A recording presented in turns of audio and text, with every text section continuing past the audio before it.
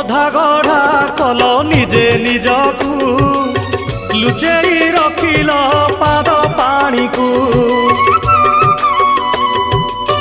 କଳା ଠାରୁ କଳା କାଳିଆ ମୁହଁ ଏତେ କଳା କାହୁଁ ପାଇଲ କୁହ।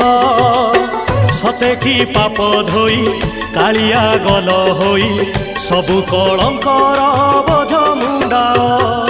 କଳା ଶାନ୍ତେ ଅଛ କେମନ୍ତେ ସୁଖ ଦୁଃଖ ପଦେ କୁହ। ପ୍ରଭୁ ସୁଖ ଦୁଃଖ ପଦେ କୁହ।